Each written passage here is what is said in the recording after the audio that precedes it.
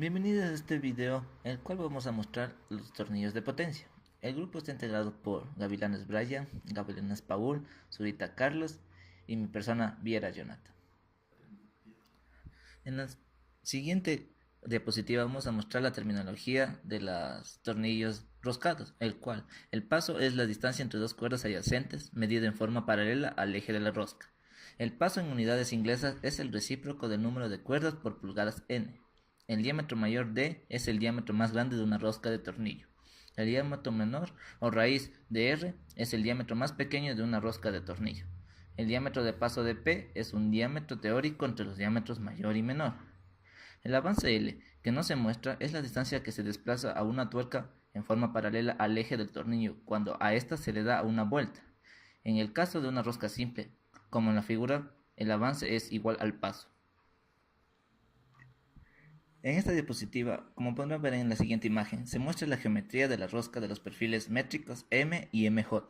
El perfil M reemplaza la clase de pulgadas y es el perfil básico ISO 68 con roscas simétricas a 60 grados.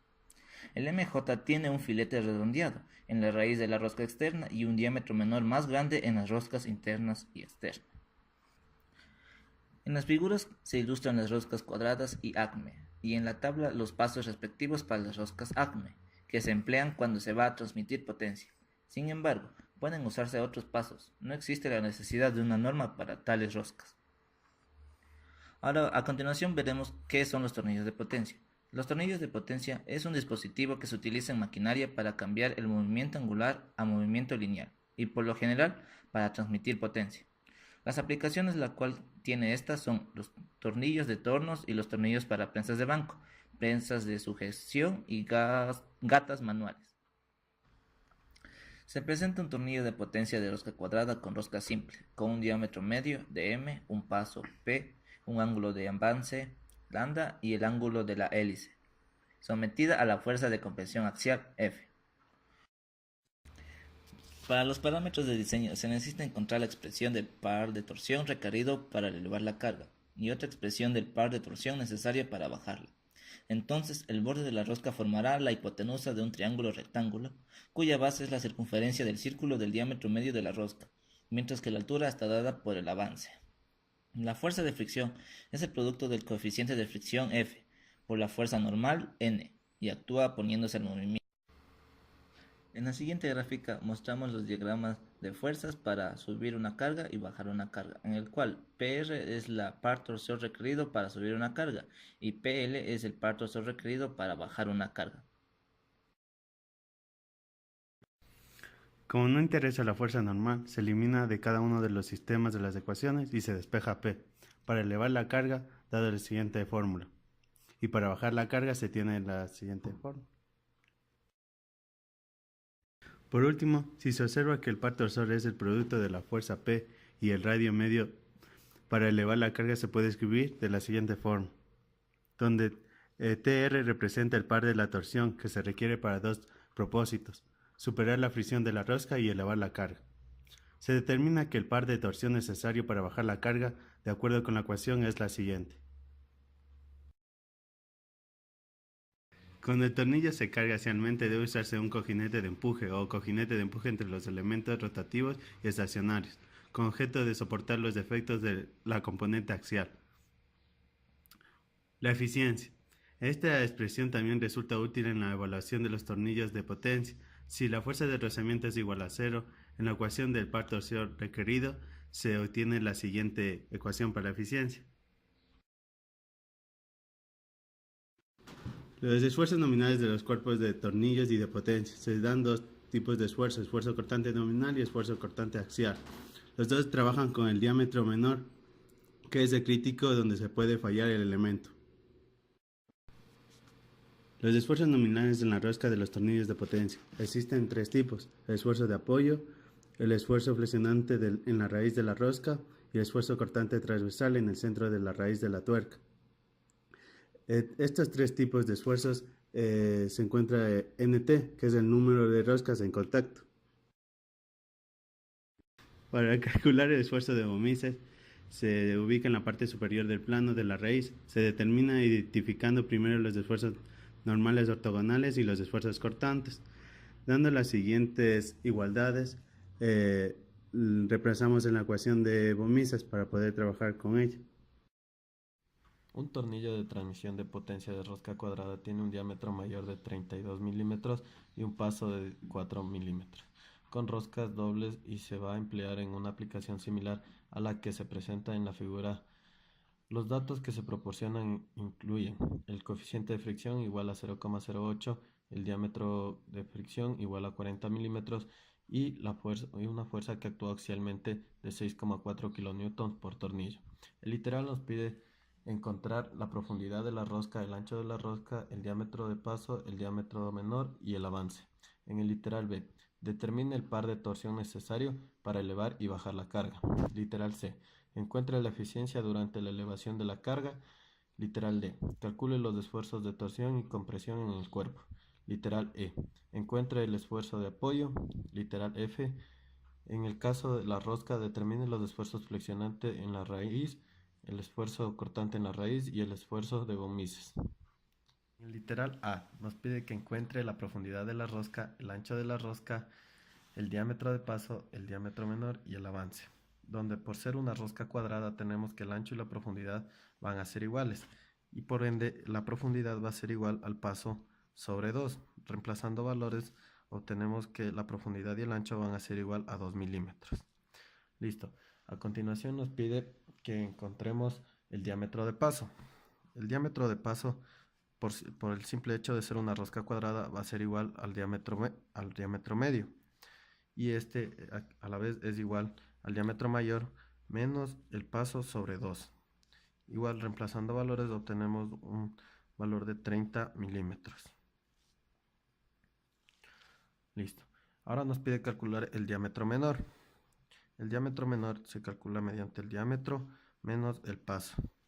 Este es igual a 28 milímetros y el avance viene dado por la profundidad y por el paso, que nos viene a dar un valor de 8 milímetros.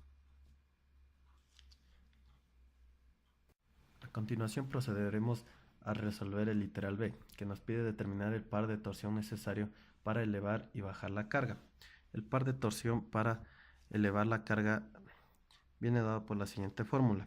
F, que es la fuerza por el diámetro medio sobre 2, que multiplica al avance por pi por el coeficiente de fricción por el diámetro medio por pi por el diámetro medio menos el coeficiente de fricción y por el avance.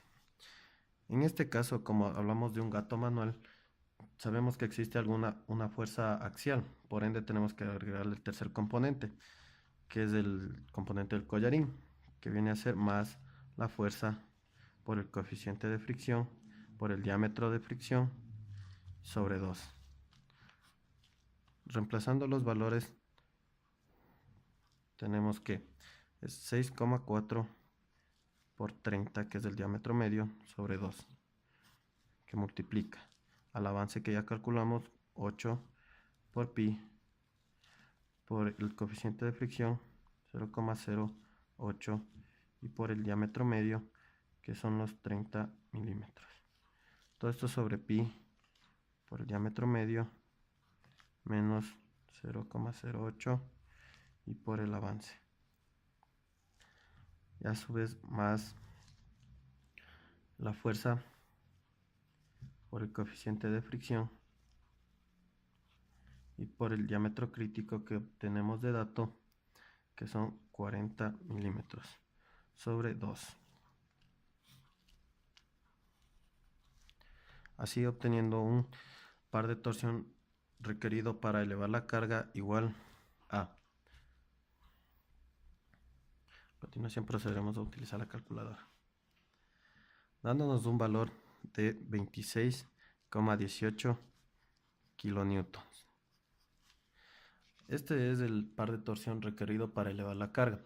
Ahora, para bajar la carga necesitamos calcular el otro par de torsión, que viene dado por la fórmula muy similar, que es la fuerza por el diámetro medio sobre 2, que multiplica a pi por la coeficiente de fricción por el diámetro medio y menos el avance, perdón, sobre pi por el diámetro medio más el coeficiente de fricción y por el avance.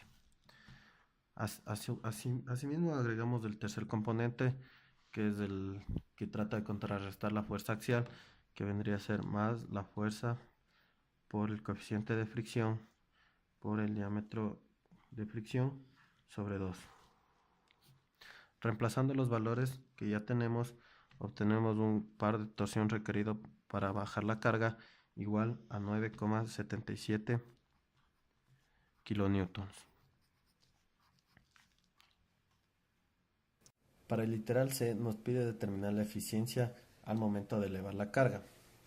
La eficiencia viene dada por la fórmula de la fuerza por el avance, todo esto sobre 2 veces pi, y por el par de torsión requerido para elevar la carga.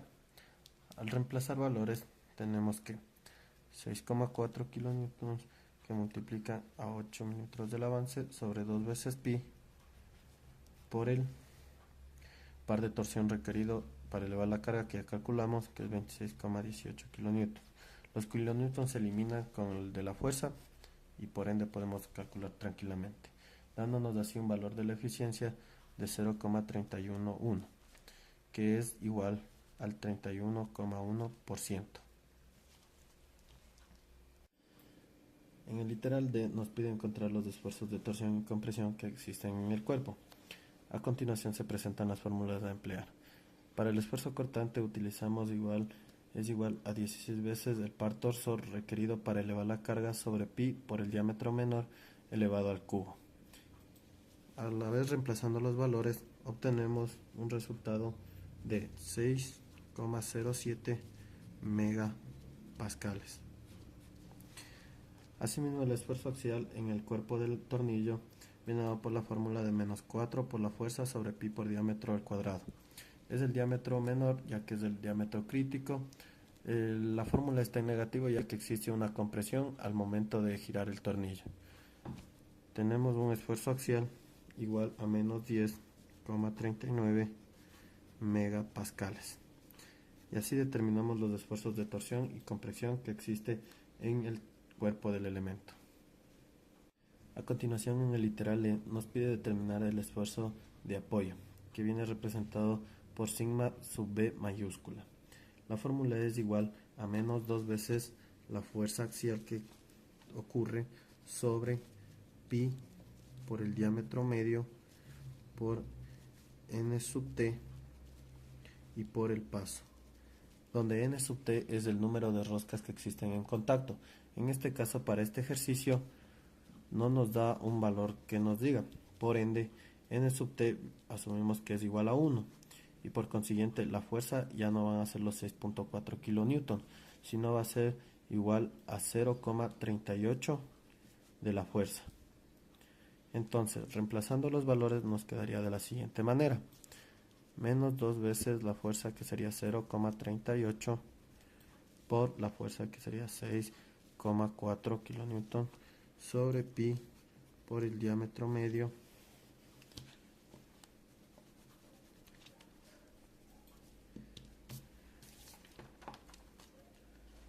que viene a ser igual a 30 por 1 y por el paso, que es igual a 4.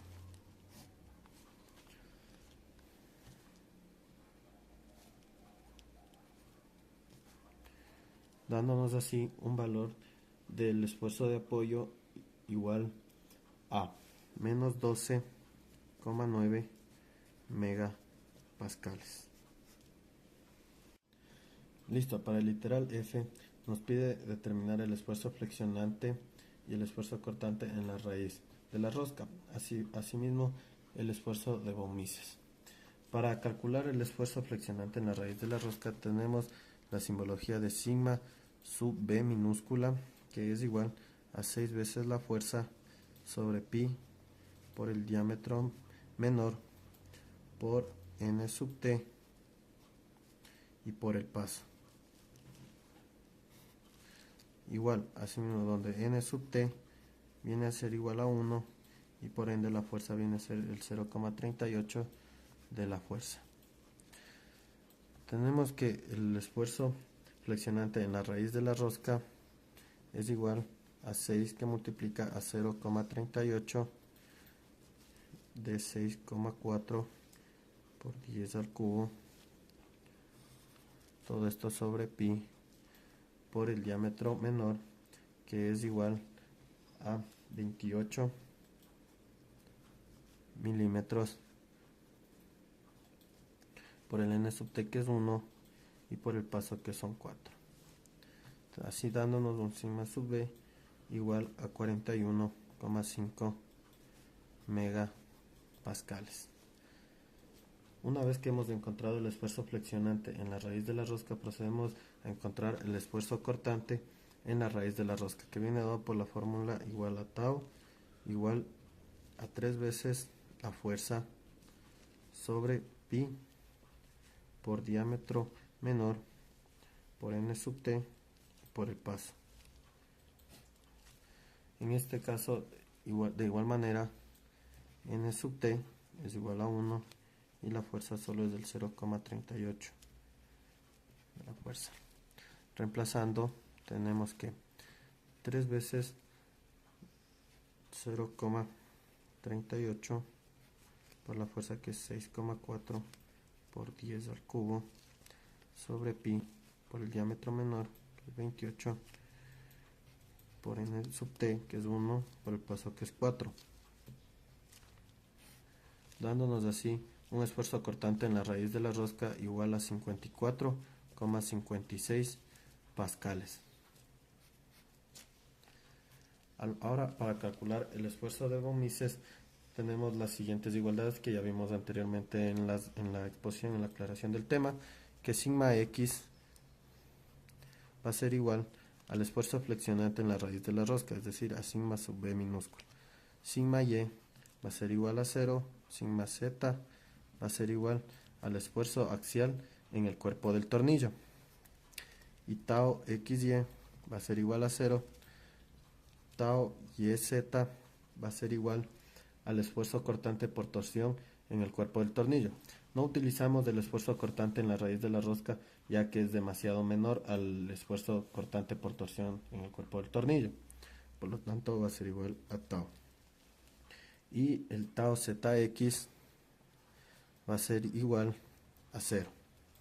La fórmula de la ecuación de von Mises viene dada de la siguiente manera, que es el sigma prima igual a 1 sobre la raíz de 2, que multiplica a sigma x menos sigma y al cuadrado más sigma y menos sigma z al cuadrado más sigma z menos sigma x al cuadrado más 6 veces, que multiplica a tau xy al cuadrado más tau yz al cuadrado más tau zx al cuadrado, y a su vez todo esto elevado a la 1/2, la raíz. Reemplazando valores que ya tenemos en las igualdades, nos da un esfuerzo de von Mises igual a 48,7 megapascales. Y así concluimos con el ejercicio que nos presenta el libro de Shigley.